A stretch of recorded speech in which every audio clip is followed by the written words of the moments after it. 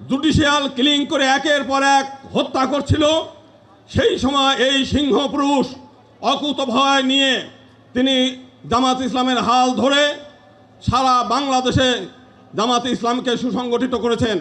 আজকে আমাদের পক্ষ থেকে তাকে আমরা শ্রদ্ধা জানাই। একই সঙ্গে আমরা সংক্ষেপে যেটা বলতে চাই যে আমরা দীর্ঘদিন যাবৎ আওয়ামী লীগের কাছে রাজনৈতিক বন্দী হিসেবে আমরা ছিলাম।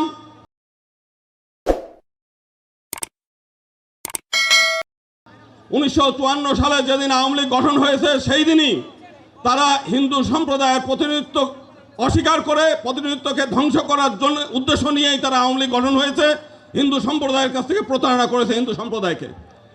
একই সঙ্গে আমরা আরেকটা বৃহৎ দল দেখেছি যারা দীর্ঘদিন এই দেশে শাসন করেছে, তারা হিন্দু সম্প্রদায়কে প্রতারণা করেছে, নেগলেক্ট করেছে এবং ক্ষতিগ্রস্ত করেছে। 2001 সালে আমরা দেখেছি বিএনপি ক্ষমতায় আসার পরে ভোলার চরফ্যাশন শুধু একটা উপজেলায় 200 জন হিন্দু নারীকে ধর্ষণ করেছে, তারা সেটা বিচার করে নাই। এই 2 দিন আগেও পার্বত্য চট্টগ্রাম আমরা দেখেছি 4টি একজন আদিবাসী নারীকে, কিশোরীকে 4 জন বিএনপি কর্মী দ্বারা ধর্ষিত হয়েছে।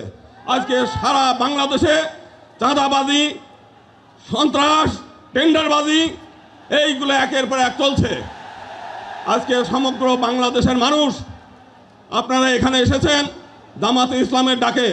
জামাতে ইসলাম শুধুমাত্র একটা রাজনৈতিক দল নয়, এটা একটা ইউনিভার্সাল ইউনিভার্সিটি। আপনারা এখানে আসেন, শিক্ষা লাভ করেন, নীতি শিক্ষা নেন, আদর্শ শিক্ষা নেন এবং কিভাবে ধর্ম অনুযায়ী দেশ নিজের জীবন পরিচালনা করা যায় এবং দেশ পরিচালনা করা যায়, আপনারা সেই শিক্ষা লাভ করেন। আজকে রাত ভরে এখানে জেগে আছেন, আপনাদের এই আশাটা ব্যর্থ হবে না। যদি রাজনৈতিক ক্ষমতা আপনাদের নাও থাকে, আপনাদের জীবন ধন্য হয়ে গেল শুধুমাত্র এই জামাত ইসলামে অংশগ্রহণ করার কারণে। আমরা আগামী দিনে আমরা বলতে চাই, একবার ফ্যাসিবাদ বিদায় হয়েছে, আবার কোনোদিন আমরা এই ফ্যাসিবাদ চাই না।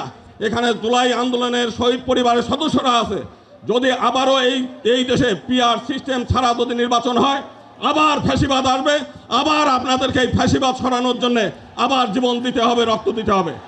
অতএব এক দফা পৃথক নির্বাচন দিতে হবে আমাদের মাইনরিটিদের জন্য এবং একই সঙ্গে পিআর সিস্টেম ছাড়া কোনো নির্বাচন হতে দেওয়া যাবে না। এবং এটা যদি জামাত ইসলাম মনে করে যে বাংলাদেশে কোনো নির্বাচন আমরা হতে দেবো না, জামাত ইসলাম সেটা পারে। সবাইকে অনেক অনেক ধন্যবাদ।